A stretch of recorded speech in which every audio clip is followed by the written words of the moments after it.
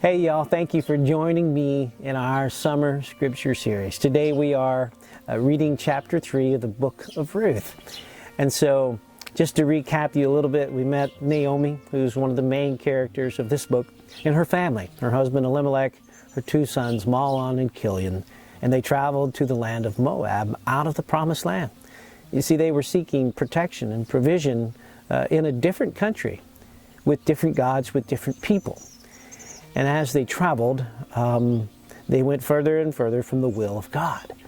And so now they're in the land of Moab, and while they were there, tragedy strikes. Naomi is left a widow. Her husband Elimelech dies and leaves her.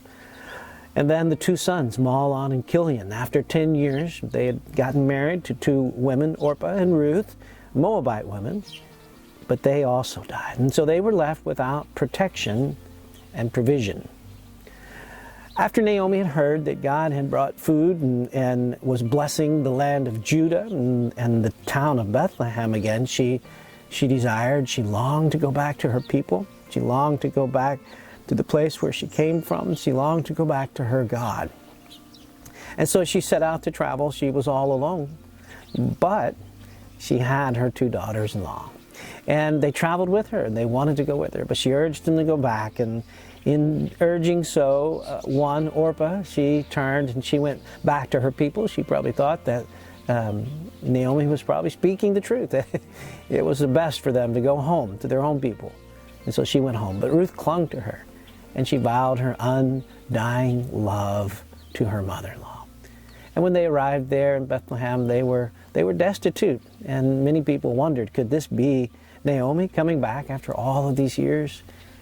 And Naomi said, don't call me Naomi, which means pleasant. Call me Mara, which means bitter. And so she said, I went away full, but now the Lord has brought me back empty. Now I believe that Naomi's faith, although it was tested, although it was shaken, although the trials had damaged her walk to some degree, like it does for all of us, her faith remained intact. And she believed that God would work on behalf of her people. And so she came back to the land. I think that she was seeking the blessing and the protection and the provision of God, but it was still hard. And so while they were there, her daughter-in-law, Ruth, who wanted to provide and wanted to protect, said, let me go and glean in the fields. And she happened to glean in a field. She picked up the barley and the wheat and other things that were being harvested during that time as the season went on. But that first day and after that, she just happened to be working and choosing the field that belonged to a man named Boaz, who was a kinsman redeemer. He was a close relative in the clan of Elimelech. And so he provided for them and he protected. And if you would, he was acting as if God in human form, very hands and feet of God. And he was doing the protecting and the provision. But he was also giving God the credit along the way. And so we find here a man of great character. In fact, I didn't share it with you last time, but the name Boaz means strength of character. And that is exactly who Boaz is. And as we read today, you'll see that strength will be unveiled for us, for all of us to see for all of time. And the two of them, both Ruth and Boaz, have such great character. And that's why they're such great role models for all of us today, because we live in a time that's like the time of the Judges, when every man, every woman does what they feel is right in their own eyes. What one believes is their own source of truth today. There are no absolute morals. There's no right and wrong. There is no truth.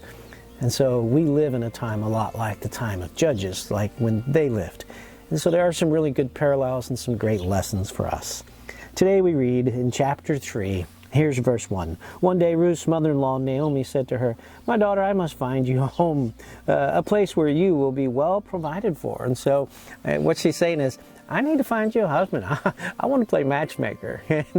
It takes me back to that song, matchmaker, matchmaker, make me a match, And I think that's just the way that life is. And so she sees for her daughter-in-law a need, and she's going to fulfill it. But in so doing, she provides the fulfilling of a need that she has as well, because in it becomes this protection of all and this provision for all.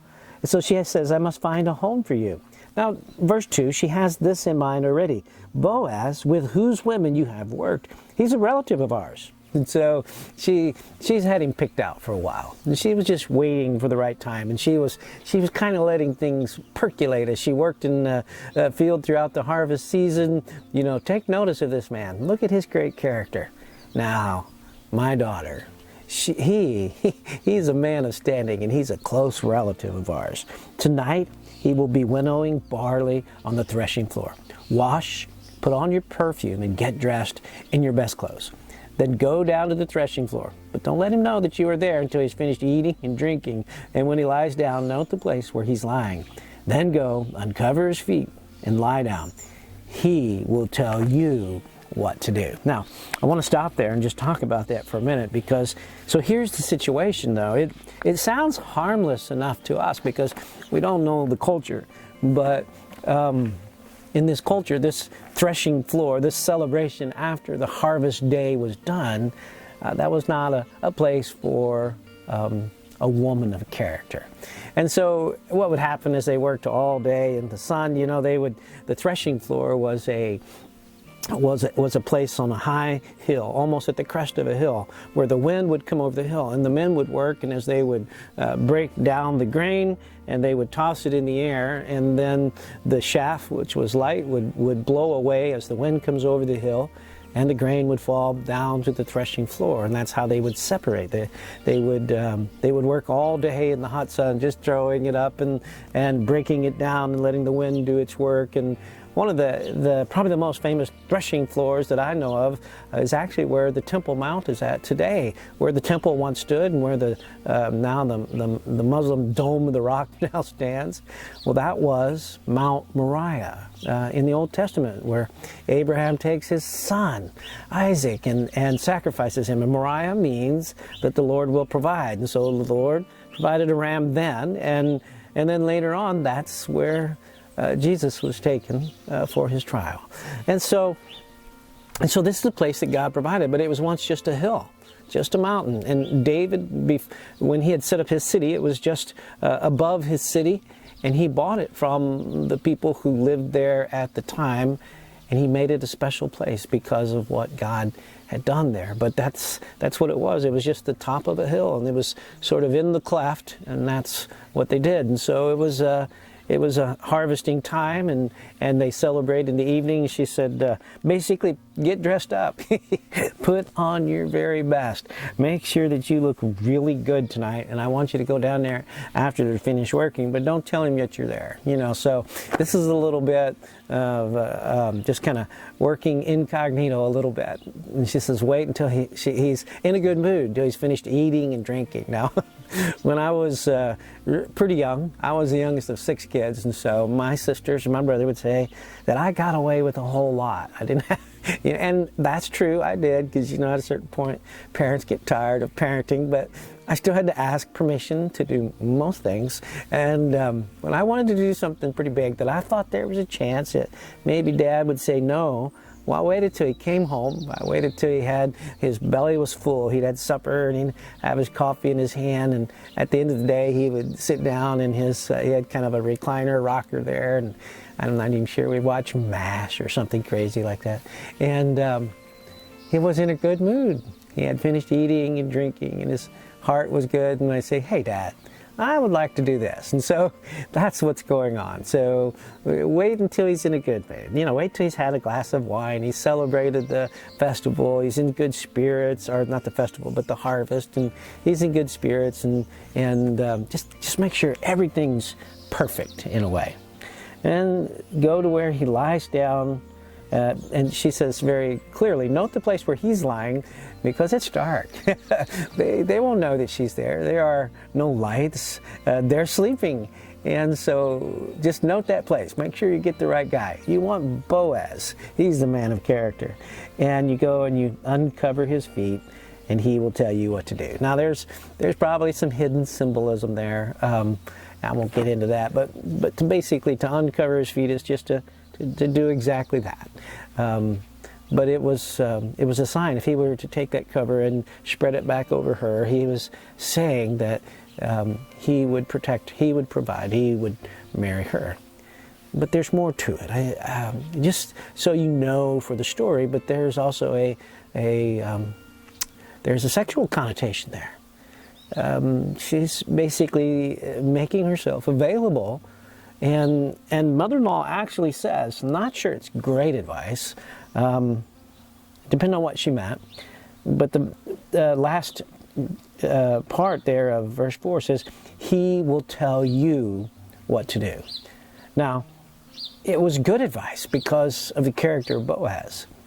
And so she was saying, just be totally submissive to him. Do whatever he tells you to do. He will tell you what to do. Now, in the hands of a lesser man, she could have been in trouble. But she wasn't with a lesser man. So now, verse 5 says, she says to her mother-in-law, she says, I will do whatever you say. Ruth answered, and so she went down to the threshing floor, and she did everything her mother-in-law told her to do. When Boaz had finished eating and drinking, he was in good spirits, and he went over to lie down at the far end of the grain pile. Ruth approached quietly and uncovered his feet and lay down. In the middle of the night, something startled the man. He turned down. Now, I'm thinking she was pretty nervous, and she didn't just wake him up. She laid there for a long time. And in the middle of the night, he turned, and there was a woman lying at his feet. Now, verse 9 says, who are you? He asks. And then she says, I am your servant Ruth. But now, when I was in seminary, I will never forget this because I had a really great professor, and he's a great scholar of the Hebrew language and the Old Testament. And when we went through this, there are certain words and phrases in an ancient language that you bring to your language, whether it be English or whatever you're translating, the original Hebrew into. Sometimes they just don't translate really, really well. I had friends who are Wycliffe missionaries, and they'd go to like Papua New Guinea, and they needed just a word for paper, and they didn't have it, so they would use like banana leaf, and it sounds kind of funny, right? But people know, well, this is what you write on. Well, in this case, there really isn't there's not a good way to put it. So it just says that he was startled, and behold, there was a woman lying at his feet. And I can remember the professor trying to translate this for us, and he used a word or a phrase that, like, when I was young, I used to watch Gomer Pyle, and whenever he was shocked, he would say, Shazam, and that's the shock that would have come to Boaz. And it just doesn't work in the Bible, so they don't translate it that way. But it was like, whoa, there's a woman here at the threshing floor. Who are you? And so he's like super excited. And he's like, well, I am your servant, Ruth. Spread the corner of your garment over me. So this is the question, so I've uncovered you. Spread your garment over me. So when I was young, we used to sing a song in church, a little Catholic church called Resurrection in Evansville, Indiana, and we sing, your banner over me is love. I don't know if you guys sing that. He brings us into his banqueting table, and his banner over me is love. And it's actually from the Song of Solomon. It's oddly enough, we were singing as little kids, and it was really about this act, which, like I said, has sort of a very sexual content, but it was more about the protection, the provision. Your banner over me is love, and so cover me. And he says to her, spread the corner, since you are a guardian redeemer, a kinsman redeemer of our family. And so she doesn't beat around the bush, she doesn't lie. It's like, do this because you can redeem us.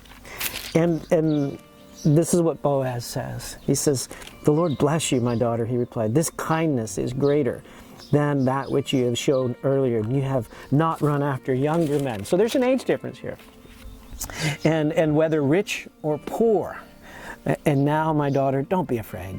I will do for you all you ask. Now, you remember what mother-in-law Naomi said? You do whatever he tells you to do.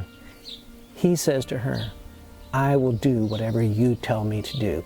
In the Hebrew, it's the exact phrase. It's just reversed. It's a play on words. He is such a man of character. Look, he could do whatever he wants. He could take advantage of the situation. He could take advantage of her. There is nothing at this point stopping. She is completely submissive to him. And he says, let's do this the right way. I will do whatever you ask me to do. And he feels blessed by her. And he wants to treat her with respect.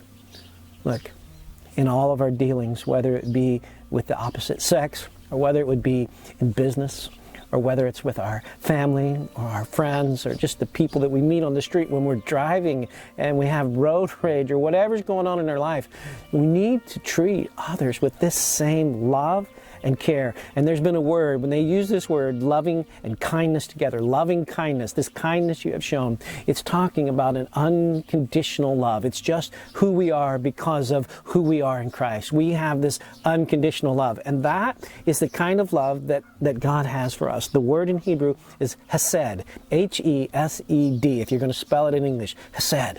And it's the loving kindness of God. And it's just not love, it's loving kindness. So it's love in action. And it doesn't matter whether rich or poor, whether young or old, whether good or bad. This loving kindness of God, he reaches out to us and he loves us no matter what we do.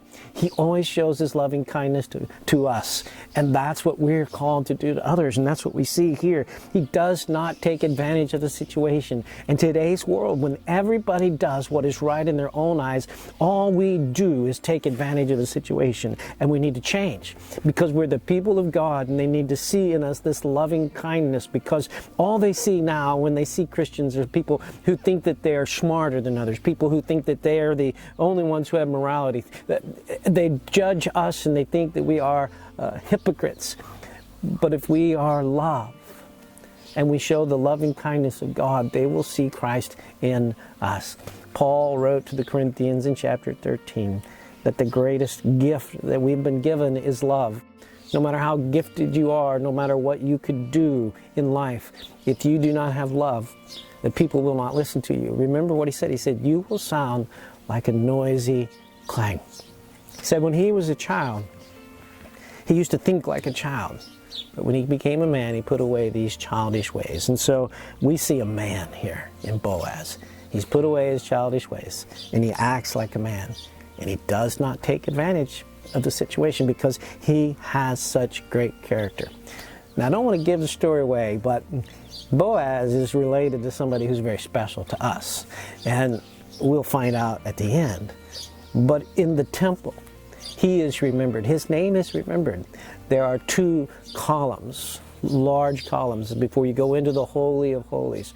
The one on the left, Solomon named Boaz, because it was a column that when it was dug, it had such strength of character. It was such a remarkable, strong pillar that stood and stood and stood, and it held everything up.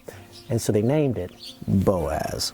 And so we go on. Verse 12, and although it is true, I am a guard and redeemer of your family, there is another who is more closely related than I. So he's not the closest relative. So he is a guardian redeemer, but it's not his choice.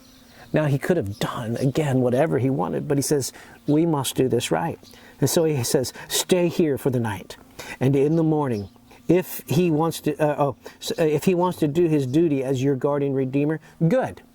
Let him redeem you. And so he's willing to take this chance because this is the way that God had laid it out. And obedience to God is important. Like first time obedience and obedience in every command. A lot of times we like to take things that God says and we wipe it off, or we don't pay attention because we don't want to do it. But God demands obedience. If you remember, there was a time when the Philistines had captured the Ark of the Covenant. And when it was being brought back to the people of Israel, it slipped. It began to fall. They weren't carrying it right to begin with, which was not according to God's command. And one poor fella didn't want the Ark of the Covenant to hit the ground. You remember what happened? He reached out and he touched it. And it was like the Raiders of the Lost Ark. He was melted. I've always felt so sorry for him. He just didn't want to hit the ground. But God had commanded, and he desires obedience in every command. And so he's like, man, if this guy who's a closer redeemer will do it, then let him do it. But if he is not willing, surely as the Lord lives, I will do it. Lie here till morning. So she lay at his feet until morning, but got up before anyone could be recognized, so it was still dark. And he said, no one must know that a woman came to the threshing floor. And so again, he protects her. He provides this a way of escape. Just as the Lord provides an escape, nobody needs to know that you came down here, that you proposed to me, that you offered yourself to me. You are a woman of character, and you have shown it by your actions this very evening. And I hope that I have shown to you that I am a man of character. So you must go before anybody knows. And he also said, bring me the shawl that you are wearing and hold it out. When she did so, he poured into it 6 measures of barley and then placed the bundle on her. Then he went back to town. And so, again, before she leaves, he provides for her. He protects and he provides. You remember back in chapter 1, the thing that they were looking for was protection and provision. The thing that they lost as a family was protection and provision. The thing that God provides is protection and provision. And now Boaz is working as the hand of God to do what he has commanded him to do. And he goes to town so that he can take care of it. So when Ruth came to her mother-in-law, she goes home. Naomi asked, how did it go, my daughter? And there again, I don't think there's enough emphasis on that. Excuse me. And then she told her everything that Boaz had done for her and added, he gave me these 6 measures of barley, saying, don't go back to your mother-in-law empty-handed. And then Naomi said, wait, my daughter, until you find out what happens, for the man will not rest until the matter is settled today. And so he's going to take care of it today. And that's the end of chapter 3. I'm going to have to leave it right there because we're getting long again. I apologize for that. I'd hoped to do this one, 3 and 4 in one.